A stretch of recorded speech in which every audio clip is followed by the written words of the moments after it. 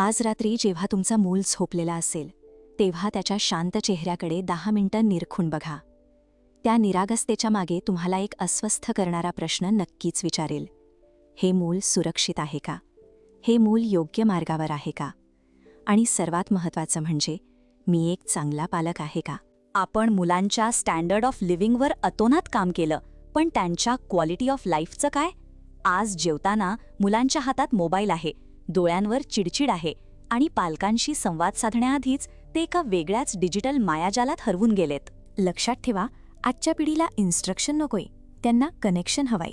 आज आपण केवळ मुलांचं संगोपन कसं करायचं हे नाही, तर स्पिरिच्युअल पॅरेंटिंग म्हणजेच आध्यात्मिक पालनपोषण कसं करायचं हे मुळापासून समजून घेणार आहोत. आपल्या शास्त्रात म्हटलंय, लालयेत पंचवर्षाणी दशवर्षाणी ताडयेत प्राप्तेतु षोडशे वर्षे पुत्रम मित्रवदाचरेत. 5 वर्षांपर्यंत मुलांवर केवळ प्रेमाचा वर्षाव करा. पुढची 10 वर्ष त्यांना शिस्त लावा आणि 16व्या वर्षांनंतर त्यांच्याशी मित्रासारखे वागा. पण आज आपण नेमकं याच्या उलट करतोय. आपण आपल्या मुलाला केवळ एक मूळ म्हणून बघतो, पण अध्यात्म सांगतं की ती एक आत्मा आहे, जिचा एक प्रदीर्घ प्रवास आहे. जेव्हा तुम्ही तुमच्या मुलाकडे एक आत्मा म्हणून बघता, तेव्हा तुम्हाला जाणीव होते की हे मूळ तुमची मालमत्ता नाही, तर तुमच्याकडे दिलेली एक धरोहर आहे. मुलांना उपदेशापेक्षा उदाहरणाची जास्त गरज असते. जेव्हा तुम्ही स्वतः ध्यान करता, प्रार्थना करता किंवा शांतपणे बसता, तेव्हा तुम्हाला बघून तुमचं मूलही नकळत त्या शांततेकडे आकर्षित होतं. स्वतःची एक आध्यात्मिक साधना निर्माण करा. न्यूरोसायन्स सांगतं की मुलांचा मेंदू हा एका स्पंजसारखा असतो. ते तुम्ही काय सांगताय यापेक्षा तुम्ही काय करताय हे जास्त शोषून घेतात. संस्कार म्हणजे काही कठीण कर्मकांड नाही, तर तुमच्या मुलाच्या अंतर्मनाची केलेली प्रोग्रामिंग आहे. आजची सर्वात मोठी समस्या काय आहे? Dopamine addiction. मोबाईलवरचे ते शॉर्ट्स आणि गेम्स मुलांच्या मेंदूत वारंवार डोपामिन रिलीज करतात. यामुळे त्यांना साध्या आणि नैसर्गिक गोष्टींत आनंद मिळेनासा झालाय. त्यांना शांतता सहन होत नाही. ज्यावेळी आपण घरात संध्याकाळी दिवाबत्ती करतो, शुभंकरोती म्हणतो, तेव्हा आपण मुलाच्या मज्जासंस्थेला शांत होण्याचा सिग्नल देतो. तो जो स्थैर्य भाव असतो, तोच मुलाला भविष्यातील मोठ्या संकटांशी लढायला अंतर्गत ताकद देतो. पालकांनो, आज एक कडू सत्य मान्य करा.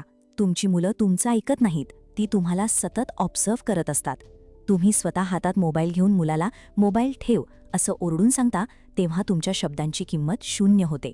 ज्या मुलाला अजून पेन्सिलसुद्धा नीट पकडता येत नाही, त्याच्याकडून आपण प्रत्येक गोष्ट अचूक होण्याची अपेक्षा का करतो? मुलांना चुका करण्याची मोकळीक द्या. ज्या मुलाला चुका करण्याची भीती वाटत नाही, तेच मूल उद्या जगाचं नेतृत्व करू शकतं. ऑफिसचा ताण किंवा आयुष्यातली अपूर्ण स्वप्न या सगळ्याचा निचरा आपण मुलांवर चिडून करतो. तुमचं मूळ म्हणजे तुमच्या कर्माचा आरसा आहे. आज तुम्ही मुलांसोबत जसं वागाल तसंच उद्या ते तुमच्याशी वागणार आहेत. मुलांना केवळ वस्तू नकोयत, त्यांना तुमचा स्पर्श हवाय. जेव्हा मुलाला घरातून तो सुरक्षित स्पर्श मिळतो, तेव्हा ते बाहेरच्या जगात चुकीच्या स्पर्शांना किंवा व्यसनांना बळी पडत नाही. तुमच्या स्पर्शात ती ताकद आहे. दिवसातला किमान 1 तास डिजिटल व्रत करा. मोबाईल बाजूला ठेवा आणि मुलाच्या डोळ्यात बघून गप्पा मारा. त्याला ज्ञान देऊ नका, त्याच्या गोष्टी ऐका. जेव्हा तुम्ही मुलाच्या गोष्टी शांतपणे ऐकता, तेव्हा त्याला त्याचं अस्तित्व महत्त्वाचं वाटतं. मुलांची तुलना दुसऱ्यांशी करणं थांबवा. प्रत्येक मूल हे एक स्वतंत्र नक्षत्र आहे. कोणाची चमक लवकर दिसते तर कोणाची उशिरा, पण प्रत्येक जण चकाकण्यासाठीच जन्मला आहे. त्याला सांगा की तू जसा आहेस तसा मला प्रिय आहेस. छत्रपती शिवाजी महाराज घडले कारण जिजाऊ साहेबांनी त्यांना रामायण महाभारतातील गोष्टी सांगताना केवळ कथा नाही सांगितल्या, तर त्या कथांमधले मूल्य त्यांच्या रक्तात भिनवले. आज आपण मुलांना व्हॅल्यूज द्यायला विसरतोय. मुलांना श्लोक शिकवा. हे केवळ धार्मिक नाही, तर हे सायन्स आहे.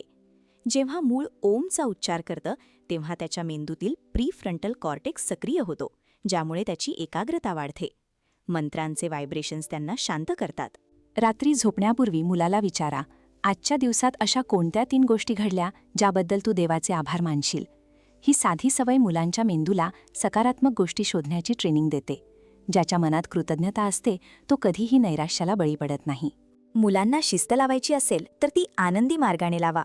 तुम्ही जेवढे फन राहाल, तेवढं मुलं तुमच्या शब्दांना मान देतील. त्यांना निसर्गात घेऊन जा, त्यांना मातीत खेळू द्या.